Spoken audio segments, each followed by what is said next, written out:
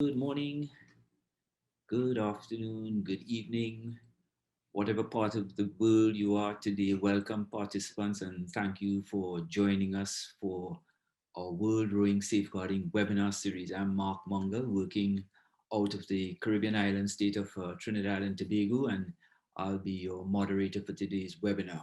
I'll be joined today by Sandi Kirby and Annamarie Phelps, two of our amazing global safeguarding champions. As you would have seen on the screen before, Sandi is a professor emerita at the University of Winnipeg. She is a pioneering researcher in the field of sexual harassment and abuse in sport, contributing as well to the IOC consensus statements on harassment and abuse in sport. She serves on the Safe Sport International Advisory, former Olympic rower, competitive cross-country skier, masters rowing coach, and she's also served as a FISA umpire. Annamarie is joining us as the Vice President of European Rowing. She's an advocate for safe and inclusive sport for all, chair of the British Horse Racing Authority.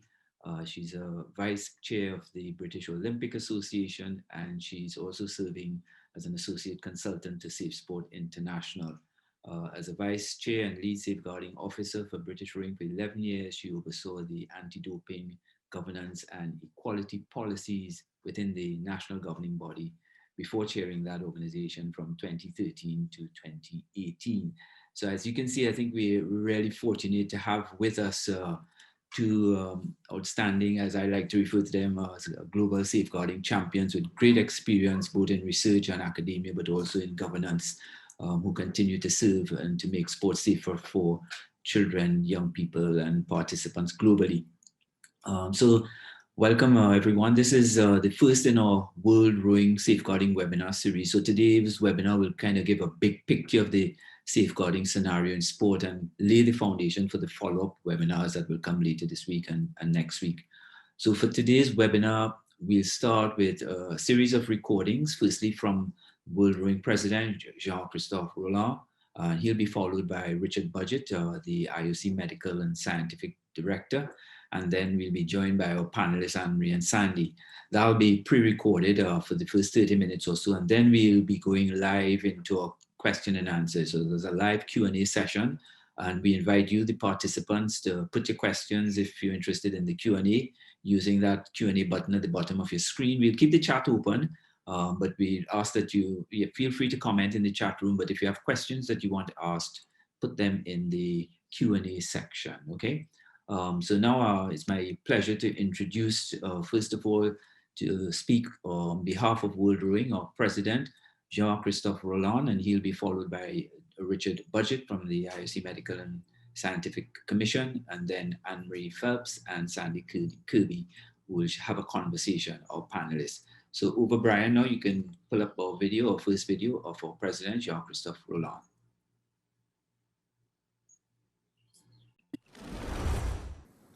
Dear rowing friends, it's my great pleasure to welcome you to these webinars on the subject of safeguarding. World Rowing believes that it's a fundamental right of all individuals with world rowing to be able to participate in a non-violent, safe and respectful environment. Harassment and abuse should have no place in society, and especially in the world of sport and in rowing. But the sad reality is that harassment and abuse occurs across all sectors of society and across all sports. As you will hear in the next video clip from the IOC Medical and Scientific Director, Dr. Richard Budgett, by the way, a 1984 Olympic gold medalist in the men's Coxed 4. World Rowing acknowledges its duty of care in this regard, and it's committed to creating and supporting the environment and a culture free of harassment and abuse. The welfare of all participants involved with world rowing is paramount. Behavior and actions that constitute harassment and abuse cannot be tolerated, and safeguarding participants is the priority for us.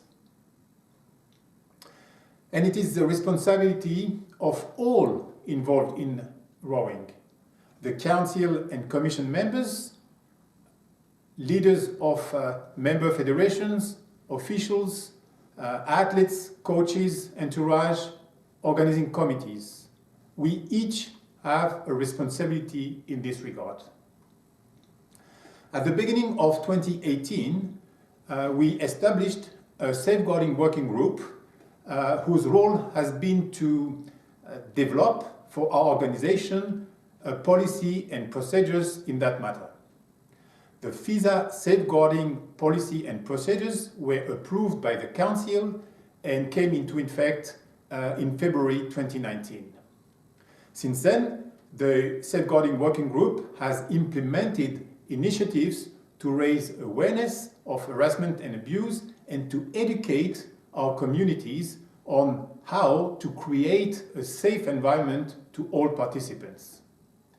I must say that the Athletes Commission has been at the heart of this work since the outset, supported by the Sports Medicine Commission, and has been instrumental in the development of the policy and procedures, and equally in the communication on these matters across the athlete community.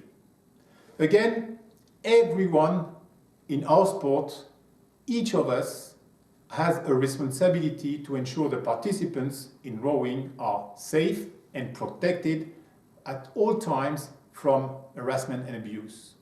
So thank you very much for participating in the World Rowing Safeguarding webinars, and I hope that you will find them useful. Thank you. I'm Dr. Richard Budgett, the Medical and Scientific Director of the IOC. Now, in 2016, the IOC convened a consensus meeting of experts on prevention of harassment and abuse in sport. And they published the conclusions. And these conclusions are that it's incumbent on every stakeholder in sport to put in place safe sport initiatives, including appropriate policies and procedures, because it's our duty to enable every athlete to be respected and also to prevent the risk of non-accidental injury. The IOC takes safeguarding very seriously, and as a result have put in place a toolbox which is constantly updated with videos, with documentation, with training for the use by international federations to help them in this really important area. Hello, my name's Annamarie Phelps, and I'm joined today by Sandi Kirby. Sandi and I are both rowers from some time ago, and Sandi is a distinguished researcher in this area based in Canada, and I've spent many years as well working in safeguarding, mostly in Europe, but on a practical level, supporting federations to implement their policies. Over the course of the next 3 webinars, we're going to be talking about World Rowing's Safeguarding Against Harassment and Abuse policy, trying to help you understand your role and to help your organisation and colleagues put in place measures to look after your participants. We're going to be talking about how you can prevent harm and abuse, how you can recognise when potential abuse is happening or maybe has happened, and what you should do to support those suffering from harm. Now, for some of you who are watching, thinking about harm or abuse may well be upsetting, and it may cause distress. You may have seen or experienced things that come back to you during these webinars, or as you reflect afterwards. But if you are affected in any way by the discussion or by the content, please feel free to take time out, or especially to seek help and support. There should be a designated person in your federation or your NOC, or an independent organisation in your country who you can speak to. And there's a list of contacts available on the World Rowing website on the safeguarding page. But to start with, Sandi, I want to talk about why people often feel uncomfortable talking about this subject, or why they might dismiss it as something that's irrelevant to them. Can we touch on a few myths around safeguarding? Yeah, sure we can, Annamarie. Thank you. One of the myths that's out there is that these issues don't happen in rowing, that we don't have harassment and abuse or harm of athletes in rowing. What we do know is that these are pervasive in society. They happen in all cultures, in all communities. They happen in all sports. What we don't have is particular data about rowing, but that doesn't mean that it doesn't happen in rowing. Doesn't mean that rowing is a safer sport than any other sport. It's no safer or no less safe than any other sport. Another myth is that that we don't have scanty clothing in rowing, and so therefore we don't have a problem in rowing.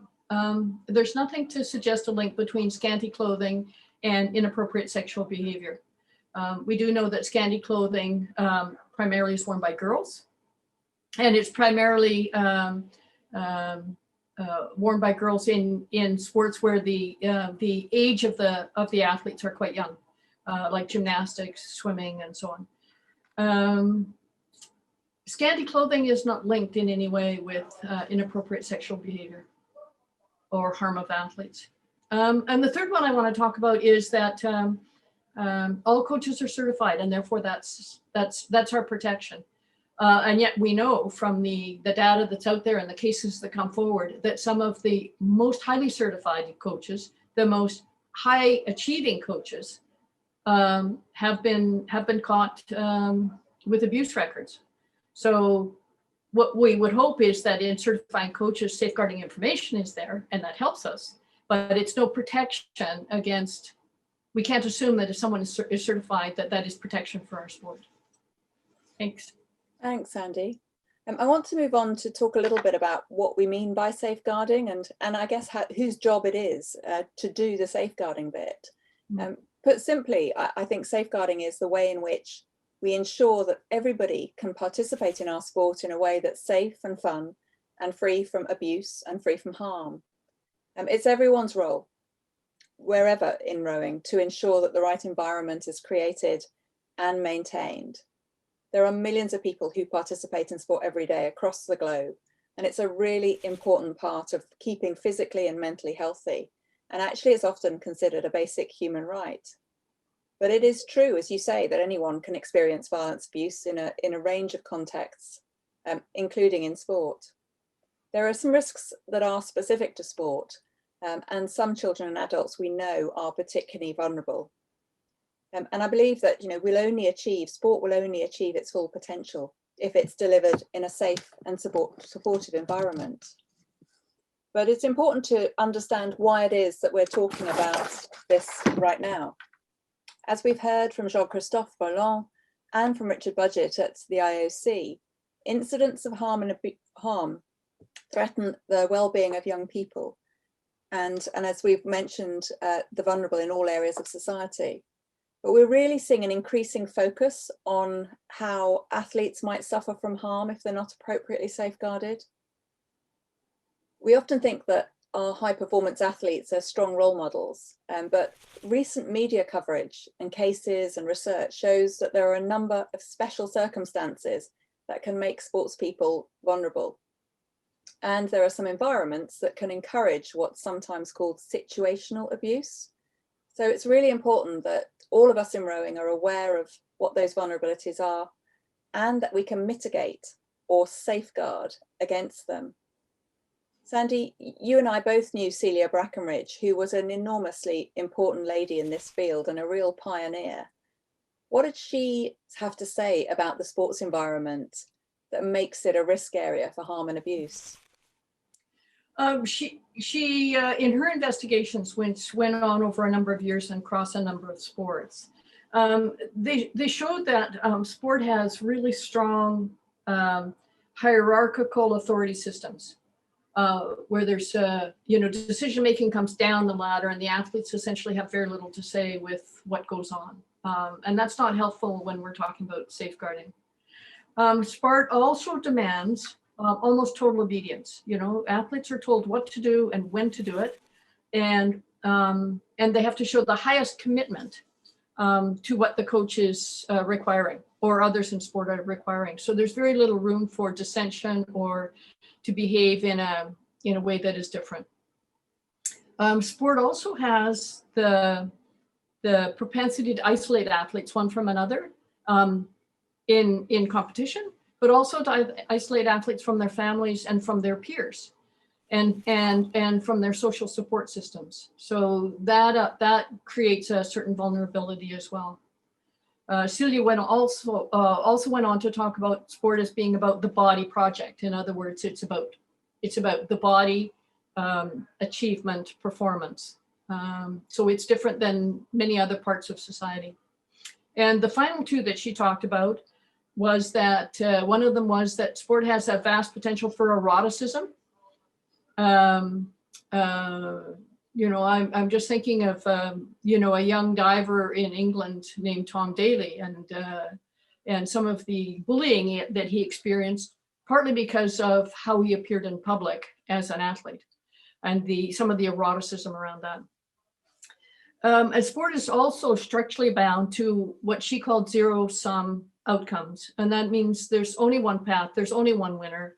And so when we have barriers in front of athletes, such as sexual abuse, that they either have to put up with it or get off the road and not go to the Olympic dream.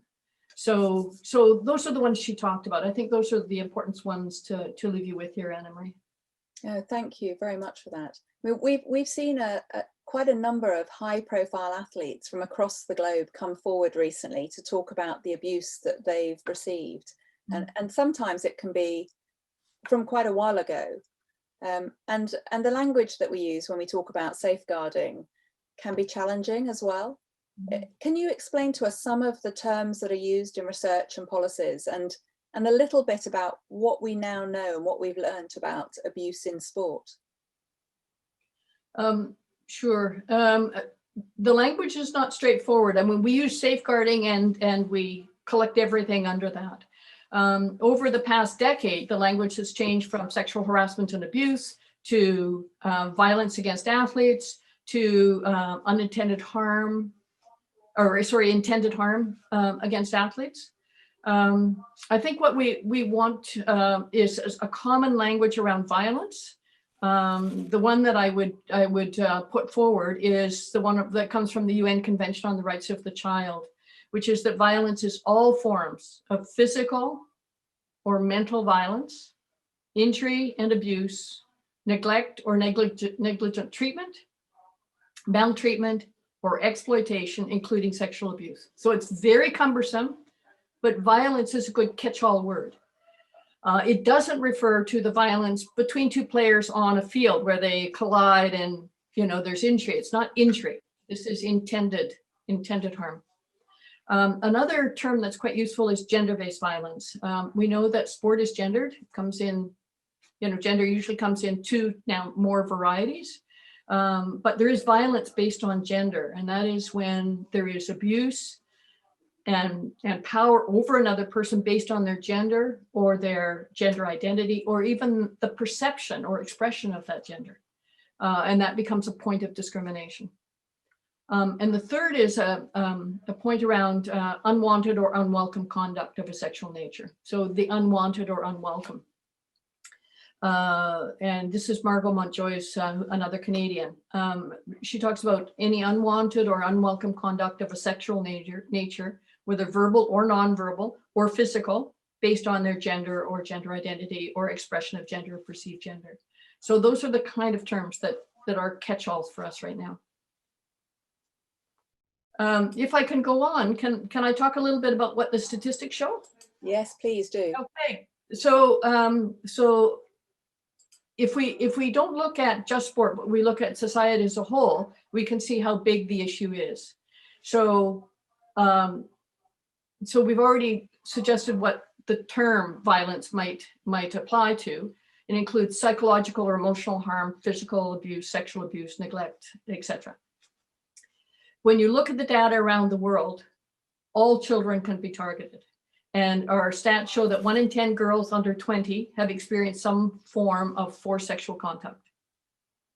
the data is unavailable for boys. When we look around the world, we don't have enough data on boys. In data from 24 countries, primarily higher income countries, girls have 8 to 31% and boys 3 to 17% sexual violence experiences. So that's 8 to 31% of girls have experienced violence, sexual violence as children, and boys 3 to 17%. This is not a girl's problem or a boy's problem. It's about kids in sport. Perpetrators. The perpetrators are usually someone that the children know. And here I'm talking about children because we tend to talk about protection of children in sport more than protection of everyone. We need to protect everyone. But the perpetrators are people that children know. They're the intimate partners of adolescents. They are community members such as teachers, coaches, peers at schools, religious leaders. Most abusers are people who are known to children. Sexual violence occurs in many kind of locations, which is how we find sport as well. It includes home, on the road, school, someone else's home.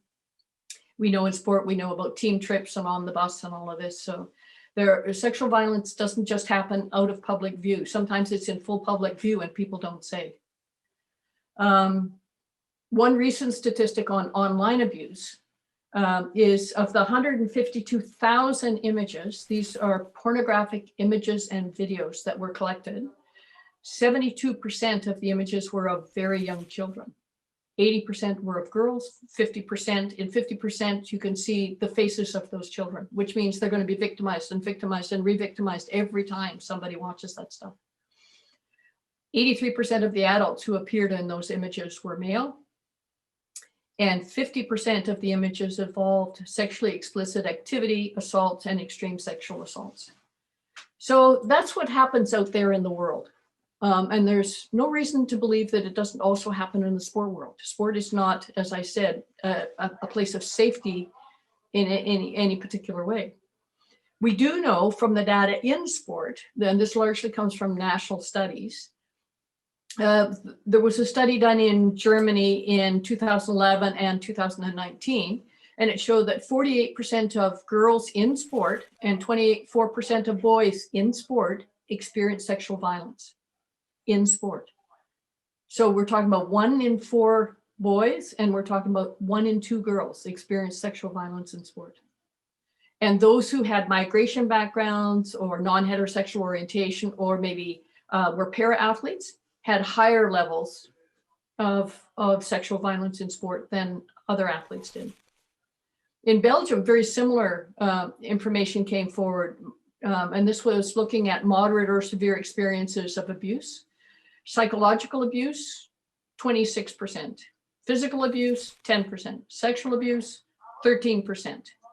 And rates are 1.5 to 3 times higher for ethnic minorities and LGBTQ athletes and elite athletes. The higher up you go in performance, the more vulnerable you are to abuse. In Canada, a study done, it's almost 2 years ago now, emotional harm was experienced by 60% of the high performance athletes responding, 60%. Physical harm, 15%, sexual harm, 20%, neglect, 71%. And out of that one, it became very clear that the way into abusing athletes is through the psychological or the emotional, that the abuse starts at that level and then radiates out into maybe one or all of the others. I'm just going to highlight 2 others. One is from Japan. And there's a quote from the Human Rights Watch, which is a study that was done late last year that said physical violence as a coaching technique has a long tradition. Japan isn't unique in that, but the study comes out of there. So it's about physical violence as part of an accepted coaching technique is something that we probably want to address. The final one, and I'm going to ask that we have a picture that come in after this. The final one is it's a news report from January 21st of Coach Cho Jae-bum of South Korea, who's just been sentenced to 10 years for repeated sexual assaults of athlete Shim Suk-hee. and I have a picture of her coming up. And this is one of South Korea's most elite, most successful athletes who was abused over a period of 10 years by her high performance coach. Some So of these that's where we are. Some of these are really shocking stories. Yeah. I think it's the number of allegations that have come to light. Many of these took place, as you say, with this South Korean athlete over a long, long period of time. And we refer to these in safeguarding as non-recent cases, not historic, because they're not something that's finished. They're often still have a real impact on those athletes. And I think it's really important that we learn from them and look at the relevance today. It's really important to consider not just that this has happened and we want to stop it happening to future athletes, but actually to really understand the long-term impact on survivors of abuse. Mm-hmm. Some of those impacts can be emotional difficulties. They can feel for many years anger and anxiety or low self-esteem well into adulthood or later adulthood, and it can really impact people's well-being and their livelihoods. Athletes and anybody that suffered abuse can have mental health problems. They may have depression, they may encounter eating disorders or post-traumatic stress disorder, and there are a number of former players or sports people that have suicidal thoughts or who actually have committed suicide. Athletes can go on to have problems with drug addiction or alcohol addiction, and particularly those who've suffered that physical abuse maybe will have extended poor physical health. They may end up with obesity depending on how they've been treated, with aches and pains for the rest of their life. They may struggle with relationships, they may struggle in parenthood, and they may constantly be worried that their abuser is out there either as a threat to them or to others. So we see a lot of this: learning difficulties, behavioral problems, antisocial behavior and things, maybe even criminal behavior. So it's really important that we don't let our athletes suffer from this, and that we help them have some sort of closure as well over some of that abuse that they've suffered. Yeah, I think one of the things to think about here is that when there are disclosures and athletes do start to talk about abuse they've experienced, they're not talking probably about something that happened yesterday. They're talking about something that happened before and before and before and before. There are many points of harm for an athlete before any disclosure comes forward. And it really does a disservice to a sport like rowing, where athletes have to put up with that in order to enjoy this wonderful sport. We really want to address things as they happen, as early as they happen, to report on them as soon as we can, so that athletes can have a positive experience in sport, right? That's what we want for our athletes in rowing.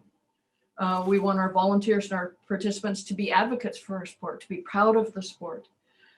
We want to continue to grow sport. We want to increase participation around the globe. And that means that we have to have an improved sport of rowing to have those happen. And we want to be a sport for people of all generations. We want people to be involved lifelong in this sport, and to be associated with rowers, but also the people who support rowing, the companies that sponsor rowing, the parents who are involved, families, and so on. All of those benefit from the positive experience of rowing.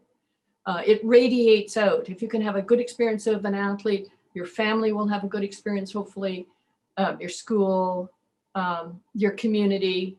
And as you grow older in life, hopefully you will be able to make a contribution back to rowing. Those are the kinds of things that we're trying to get at. Thanks, Sandi. And I think the next webinar will really help to sort of dig into some of those thoughts about, what an athlete thinks helps create the right environment to have that sort of trust and confidence in where they are. I just wanted to reflect back a little bit on these non-recent cases as well, and why it's really important that we don't sort of just close the door on things that happened a long time ago. One of the cases and investigations that has fascinated me was called Operation Hydrant, and this was a massive police investigation into non-recent abuse of footballers over in the UK. It began about 2016 when some former professional players actually took the really brave step, a man called Andy Woodward, a male football player, to say that he'd been abused. And because he openly came out and talked about it, other players came forward. And they talked about the abuse by not just coaches within football, but also the scouts, the people that were their talent ID. And there were hundreds of people in the end, with allegations that dated back to the 1970s, 1980s and 1990s. I think around 850 victims, over 2,800 incidents of abuse, and spread across 340 football clubs. So this was a huge case and investigation. But I think, what is almost as scary as the fact that this was allowed to happen and did happen in those days is that the police estimate that of all of those cases, about 90% of the cases, there was an ongoing safeguarding concern. So had they just brushed them under the carpet and said, they're 40 years ago, there's nothing we can do, they wouldn't really appreciate the fact that there were still survivors who were suffering from all of the impacts that we've talked about. And in many cases as well, the perpetrators and the alleged perpetrators were still working in sport. They were still a risk to children now across the sport of football. So I think, it's really important that we do look into these matters, that we absolutely react and take them seriously. And we help support people who may have suffered, who do take that really brave step of talking about it and disclosing. I think what you say is so important, and how we can do better is, one of the things that came out of Operation Hydrant was that when team captains or coaches or people in authority actually talked about the importance of safeguarding and talked about the importance of addressing these issues, the number of reports or cases that came forward around the UK increased dramatically. So it suggests that in the sport of rowing, that if we have people like you in the audience who are invested in rowing, that if you're speaking out about these and you have positions of authority, you can have a tremendous impact on making the sport of rowing a healthier place to be. That's what Operation Hydrant showed as well. Thank you, Sandi.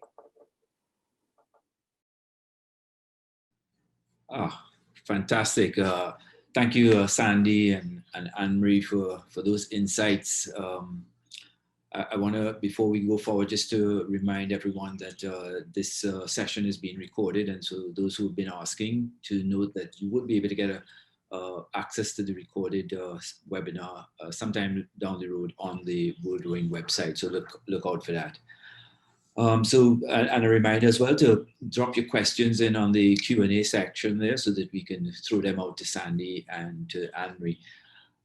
So thank you again for those insights, Sandi and Annamarie, and for clarifying some of the myths around safeguarding, letting us know exactly what safeguarding is, whose role it is.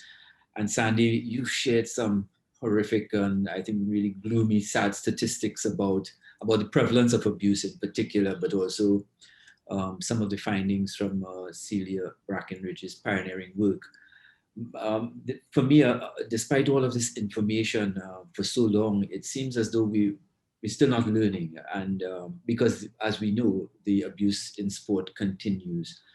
So my question to you is, what is the research telling us that we need to do to stop the abuse? What is the research telling us that we need to do to make sport, and particularly for us here, the sport of rowing, a safer place for children, for athletes, for all participants. What is the research telling us about that? Thanks, Mark. I think that's a really important question. You know, it's I'm sorry about the doom and gloom, but you know, it is the way things are. To make rowing a better place, part of what we're doing now is making rowing a better place. And thanks to all the participants here who are listening, who will take this away, that's making rowing a better place. Yeah. But one of the things Celia talked about a lot was about prevention, about the importance of education and training. And I would say for every participant in rowing, at every club, in every nation, that's where we have to go with education and training. So the more we talk about this, the more athletes, participants understand what their rights are, the better prepared they are to deal with an assault on their rights by somebody who tries to abuse them. And that means we have to signpost, we have to put logos up, we have to have information present, we have to have conversations with participants all the time about respecting their rights and anti-discrimination engagements and so on. You know, the way we relate to each other, our language is really important. It should be respectful at every turn. We also should be developing safeguarding standards and structures that our sports are required to follow. I see Daniela has asked a question about the safeguarding policies at the national federation level. So world rowing is well ahead until the NFs, the national federations, have their policies and procedures together. There's a gap in how we provide service to athletes. So that has to be resolved. And you know, I would strongly encourage all national federations, of course, to get their policies and procedures in line and make safeguarding a priority. We also need a bit more research. Obviously, our research is concentrated, as you saw from the sports stats, at the high performance level. And some is at all levels, but we tend to focus on the higher levels. We need research at the very recreational and early participation levels in all sports, and in particular in rowing. We don't have stats in rowing yet. And finally, I would say we need the voices of athletes. We need our athletes with us, co-designing, co-producing this stuff. So it relates to them, it speaks to them, they understand it, and they are protected by it. Oh, fantastic. So yeah, so it's education and awareness. We need those guidelines, we need policy. And I like that critical element of involving athletes' voices throughout the process of all that we are doing. And of course, more research to find out more about and understand this sector even better. You said world rowing is well ahead on the journey, but of course we're still on this journey, as with many national and international federations. It's a journey that we need everybody on board for. I want to go to Daniela's question then. She asked about the role of national federations, ensuring they have their policies in place, their safeguarding policies, but she specifically asked, if they're not in place, what will the sanctions be? So is that something that we're thinking about in the context of making sports safer for children, that we are demanding that national federations not only have policies in place, but if not, that if they're not compliant, that there'll be sanctions? I throw that out to either of you. Shall I have a stab? I think that it is going to be something that we have to look at in the future. I think that it's very much a journey of learning and understanding and being able to work with people at the moment. And we would like to encourage federations to put policies into place. But it's quite a difficult question. It's quite a difficult thing for World Rowing to be able to oversee the detail of those, because each member federation's policy is going to also be reliant on its local legislation, its local laws and procedures. So there is a little bit of World Rowing need to be comfortable that they've done the education and the training they need to do to ensure people understand why they need to put this in place. But I think member federations also need to work really closely with their NOCs, with their local safeguarding agencies, and with their sort of law enforcement and legal requirements in their countries to make sure that there is compliance with that. So I don't think that we're quite at the stage yet of being able to say to people, you know, absolutely, you've got to have this in place by this date. But I hope that that's something that will come, and then we will be able to look at those sanctions along with all the other sort of sanctions that World Rowing has, you know, around governance to ensure that their member federations comply with WADA, with doping, with their competition rules, you know, with everything else. So we have plenty of opportunity to sanction as and when we get there. Yeah, I personally prefer the option of, I think compliance is the critical thing here. And I prefer that we adopt World Rowing, that is, and other international federations as well, adopt a more supportive role. So rather than focus on sanctions, let's focus on how we can help those national federations to become compliant with policy and with the guidelines that we're talking about and all of that. So certainly something for us to consider. Thank you, Daniela, for the question. I'm going to jump to Eva Santos' question there, and it's linked to the cultural differences. So, and that's something that we had discussed in a preliminary conversation, Annamarie and Sandi, because across the world, everybody has different cultures and different terminology, and the language can be, there are lots of gray areas. And so the question that Eva asks is, what measures introduced by, how can an international federation facilitate even more to overcome the cultural differences that exist in understanding this issue within member federations? Okay, I'll make a first go at it. Yeah. Is that, and I'm going to be really simple here. Abuse is abuse is abuse. Right. And there's no cultural excuse. So what I would look for is the more positive, in cultures which are more, for example, gender restrictive, to introduce education that looks at ways in which people are treated respectfully, even within cultural traditions. So that means that in the sport of rowing, the way people talk to each other, the way they act towards each other, the way coaches treat athletes, the way athletes treat other athletes, is all within a respectful context. And then at least rowing itself can be a healthy and hopeful place for those who may have difficulty outside of sport. So I would start there. Yeah, Annamarie, I think you have something to add there. I was just going to add that, you know, safeguarding is not rocket science. We've said the word more, the word respect has been used probably more than any other word so far. This is our sport. Our sport is rowing, and it is our right to decide what is respectful and what we want our sport to look like. So yes, there are cultural differences, and yes, there will be difficulties in interpreting things. But actually, if it doesn't feel right, it probably isn't right. Yeah, absolutely. That overarching principle of respect, something for us to embed in our value system across the sport ecosystem. So Ahmed asked about special procedures, and as Annamarie was saying, this is not rocket science, so we don't have to be reinventing the wheel. So good question, Ahmed. Is there a special procedure to follow for cases dealing with harassment in sport as different from other procedures? I don't know if you want to jump on that one, Annamarie. Well, World Rowing has procedures that it has published on its website.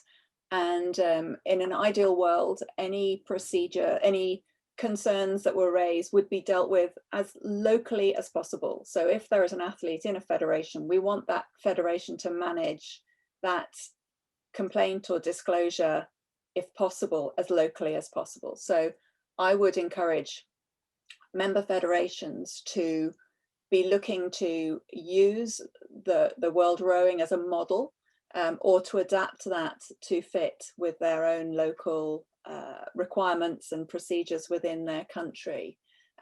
Is it different from other areas, other sectors? Not in principle, I would say, but there may be different reporting systems and reporting structures. But of course, you know, at a severe level, you know, if something is potentially criminal behavior, then obviously the first call is to your police or your criminal authorities. So if there is a real risk of harm to anybody, then you absolutely need to be going to statutory agencies, and if it's criminal, to the police. Yeah. Can I add? Yeah, I think what Annamarie says is really important. What might be unique to rowing is that we have varieties, we have various people in positions of authority around athletes, and heightening their awareness about their responsibility towards protecting those athletes is something that is unique to rowing. It's not a special procedure to follow, but it might be a way in which, and I'm going to give a shout out to Evo Stern and Chris Grunt and Melanie Bryce, some of the umpires, the FISA umpires are on this. It's great. As umpires, we have a responsibility to have our eyes open and our ears ready on this as well. And that means at the levels in which we work in sport. Coaches have a responsibility amongst other coaches to really be attentive to behavior that is disrespectful and to call it out and to help those coaches move along better and more respectfully. So I think those kinds of things maybe are what rowing can do a little bit better. And they're not special procedures, but they're different ways of doing the work we already do really well in sport. Yeah. Thank you. And there are guidelines available on the Sport and Development website in particular around guidelines for reporting and all of that. And so good question, Ahmed. And as Annamarie points out, that one of the critical things here is that if this involves a criminal activity, then obviously you have to go to the police, etc. So that's something that you need to think about as well. Thank you for the question. I'm going to jump to Julia's question now. And Julia asked, how can we reassure the athletes that their voice matters? And we had an entire conference 2 days on this just this week here. So something I'm sure that Sandi and we would be happy to talk to. Maybe I'll go to you first, Sandi, to Julia's question, especially she says when they experience the same behavior in their national federation for ages, it's swept under the rug. So that's an ongoing issue. So I'll throw that out to you there, Sandi, if you want to have a go at it. How do we? Yeah, I can hear the frustration in this, and you know, the same with Daniela's question about, are the NFs, you know, ever going to have their act in place? You know, I wish I could say, I wish I knew the answer to this. We know it's wrong. We know it's wrong to sweep it under the rug, but unless a sport organization, a national federation, is ready to deal with these issues, then this is going to reoccur and reoccur and reoccur. So for me, this is yet more pressure on national federations to work with the club structures and really get these policies and procedures in place so that this doesn't happen. The recourse for athletes is, of course, to go outside of sport and to seek recourse outside of sport in their judicial systems or in their civil society. It's not the best, because the sport world is in some ways quite unique, as I said about Celia Brackenridge's description of it. So it's hard for people outside of sport to understand what actually does happen in sport. So again, this is a call out to clubs to get their policies in place, get their safeguarding people trained up, and to begin to deal with the issues as they emerge. Yeah. Annamarie? I mean, this is a long journey. I mean, I think we started in British rowing putting safeguarding policies into place in the late 90s, and I took on the role of safeguarding officer in 2002, and we were still, you know, rolling out training and education and supporting people to develop their policies. This is you don't just do it and put it away on a shelf. This is a constant journey of reviewing, improving, you know, coming back again and doing things. So I think we are learning all the time. I think that athletes' voices are increasingly being heard, though. I think if you look at the messages that we're getting at IOC level, and you look at what World Rowing has been doing recently, the athlete voice is stronger and stronger. I mean, we are a sport that traditionally is really proud of its athlete-centered focus. You know, our presidents have always been, our vice president, you know, have always been ex-rowers. Our leadership is nearly always people who've been involved in the sport as participants and athletes. So, you know, we as a sport, you know, we believe that we listen to our athletes, but I think that we can't begin to be complacent. We always need to be looking to the future and to our current athletes, and to be ensuring that we're really listening to what they say. We have within World Rowing, the athlete voice has been strengthened recently. We now have the chair of the Athlete Commission who sits on the executive committee, which is essentially the board of the organisation.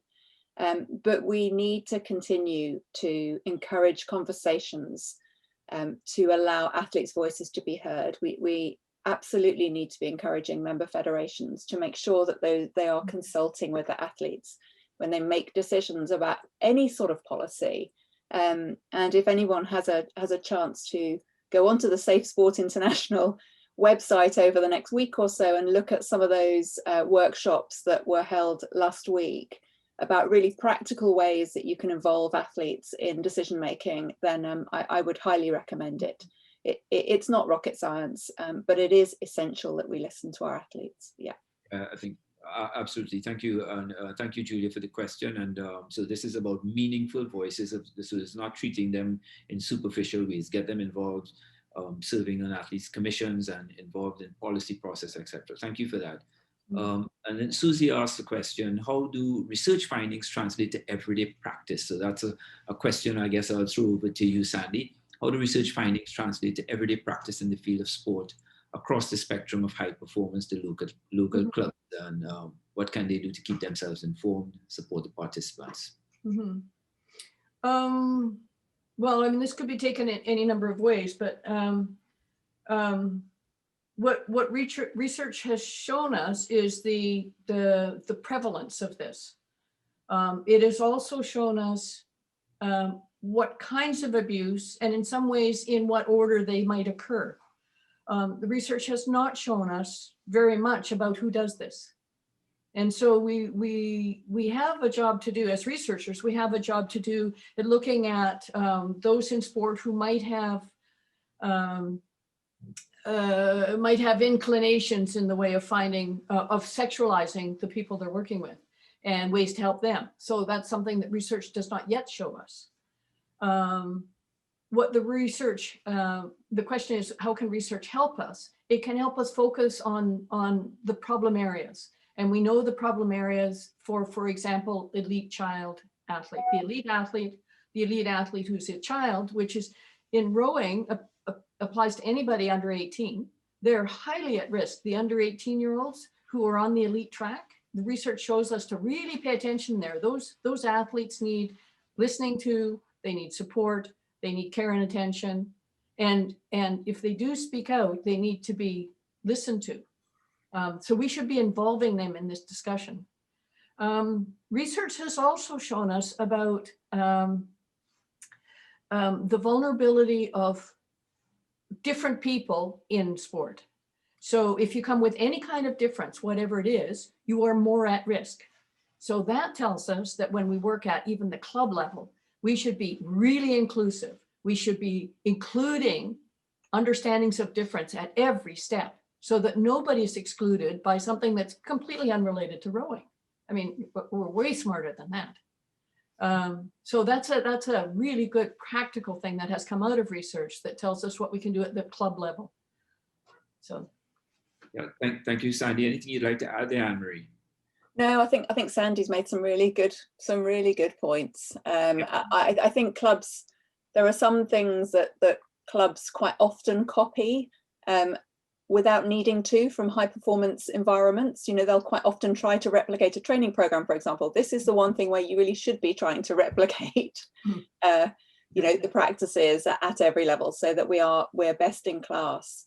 Yeah. Right from the very start of an athlete's journey, right the way through their athlete career, so that when they transition out of the sport, it's a really good experience and they want to stay involved and they want to use that positive experience to be involved in coaching or administrating or whatever else. We want people to be in rowing for life.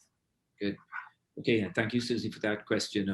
Rodrigo asks about, oh, there, I lost it. Oh, there we go. He asks about awareness and an awareness team doing workshops for athletes on a regular basis to keep them in the loop. I think that's a great idea. Anybody wants to add anything to that? No, great idea. Yeah, great idea, Roderick. And of course, we Safe Sport International and of course, World Rowing is already doing some of this as well. So I think there's going to be more and more of that as I think we're kind of on a wave with the Safeguarding World Group. And our next webinar is based on athlete voices. I mean, it's the Athlete Commission-led piece. This wouldn't have happened if it had, none of this would happen without the Athlete Commission sort of really building momentum and making this happen. So, okay. Yes. Yeah, if I can add, Norway has just had a really interesting program. We were talking to coaches there this week, and where they work with their athletes, they meet with their athletes and parents at the beginning of every year, and this is a major part of their discussion. They agree on the goals for the year, and then they sign off on them, and safeguarding is included in all of that. So that's an annual, regular part of a coaching procedure that is worth copying for sure. And it requires that open discussion and agreement on the goals collectively, and then signing off on them, which is, I agree to do this. Even parents say, I agree to do this. And then it goes forward. So that seems to me to be a really kind of structural thing that could be really positive. Yeah, I would just add, Sandi, that, one of the things I picked up last week in that discussion about the SBAR sort of process, which is a very formal process for putting in place situational prevention, so safeguarding situational preventional sort of safeguards. It was that very formal need to include everybody so that people understood why there were some things, so that athletes as well understood that there were some restrictions on them, but why those restrictions were necessary, either legally or procedurally or for safeguarding reasons or for whatever else. So quite often this isn't just a one-way thing. It's not just about athletes saying we want it to be this way. It's actually sometimes about coaches and administrators saying we have to do it this way because we're obliged to do this for your good or legally for our protection or whatever else. So conversation can be really helpful. All right. There are a couple of questions there. One that I'm really not capturing in my mind. I've read it over a few times. It's not in the Q&A. It's over in the chat, and it's from Gianni, and it says, referring to the past cases, excluding the sexual abuses that have never been accepted, don't you think the modern society has a different view on the educational habits? And Gianni references movies in Great Britain, I guess, colleges shown something around total wrong education systems with we want now. And I don't know if anybody's understanding the question that Gianni's asking there. I'm a little bit lost. Is there anyone do you have a handle on what he's asking there? Well, might be that sport is not operating separate from society. So I can't say I understand the question particularly, but outside of sport and inside of sport, we have Black Lives Matter. We have the Me Too movement. We have a growing awareness that a lot of our information is from the global north. And rowing is global. So we need to pay attention to the whole information coming from everywhere and information going everywhere. A lot of what happens in the movies is completely counter to the stuff we're talking about. The level of violence in movies and so on. So I can't go further on that, just to encourage us as people in sport to work to better rowing, but also to look outside at the organizations around us who are also dealing with this issue and bring in some of their resources to sport. Yeah, thanks for having a crack at that. I was struggling with it myself. Yeah, I don't know, but there's one more in the that Daniela asked, and I know this we do have this in some societies where they post a list of perpetrators, and so she asks about a list of abusive coaches. Is that something that you would recommend, that we actually post a list of abusive coaches to prevent them from jumping from one club to the other? I think it will depend on each country, what they're legally allowed to do. It depends on what process you've been through. So you would need to have been through a process to have proven beyond, at least beyond the balance of probabilities that somebody did something, and you'd have to be very clear about it. and given them a right, obviously, to appeal. So, you know, to be able to get to a point where you genuinely are going to post something publicly, that may be different from country to country. I think the most important point here is about member federations and rowing clubs recruiting safely. So the most important point is that when somebody arrives at your door, a fantastic coach saying, I want to be able to work for you, or you go out to recruit a new coach for your team or your club, somebody comes along, that rather than just grabbing them by, you know, their tracksuit and throwing them straight at your athletes, be sure you know who you're employing. Be sure you know you've looked at their history. Pick up the phone and talk to the people who they last worked with, so that you have a really good reference and you are quite explicit with those people. And talking is, you'll get a lot more out of talking than you will if you write them a letter or an email. So pick up the phone and say, is this somebody who I can put in charge of my elite athletes? Is this somebody I can put in charge of my vulnerable young people? You know, are they suitable? Were there any issues in the past? So I think it's incumbent on the employer to be checking out their future employees and to be taking responsibility for that. Mm-hmm. And you know, there are areas where names are published, and I'm sure Sandi will be able to tell you some of those, but it will depend on the process and the local legislation. That's spot on. We're actually down to the end here, but Annamarie, that's spot on. I think it's everybody has that responsibility. So you have a responsibility. That's your due diligence before you hire, that you pick up that phone and do the background checks, etc. Sandi, you wanted to jump in here as well? Yeah, I just wanted to ask both Mark and Annamarie, would you ask the former athletes of this coach who appeared in his or her tracksuit in front of you? Would Absolutely. you go back and ask the former athletes? I've never heard of that, but it sounds like an interesting thought. Absolutely. What better reference? What better reference? Yeah. Colleagues, we're out of time now, and so I'm gonna thank everybody for all their contributions. I'm going to ask Sandi, and you first, Sandi, if you can give us your closing remarks. Yeah, thank you. This is a conversation that could go on and on. I think we've, you know, given the questions that have come from the audience, we've barely scratched the surface. I think there's a need to do these quite regularly. As a researcher advocate in the field, who also is a rower, I can't say how thrilled I am to be part of this process and to be able to contribute in some way to world rowing and the process by which sport is going to be made better and better. Thank you. Thank you, Sandi. Closing remarks, Annamarie? Thank you, Mark. Well, thank you very much to everybody who's taken time out of their day today to listen. And I think that we can begin to make really big steps as a sport. I think as a sport, we are ahead of the game in terms of international federations and what we're trying to do in safeguarding work.